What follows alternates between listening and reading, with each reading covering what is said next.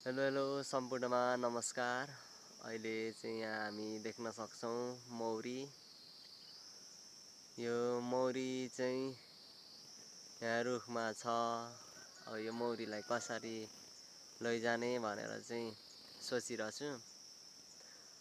तर पनि अब युट्युबमा हेरेर सिकेर भए पनि लाने कोसिस चाहिँ गर्दैछु। पक्कै पनि लग्न सकिन्छ होला भन्ने आशा गरेको छु।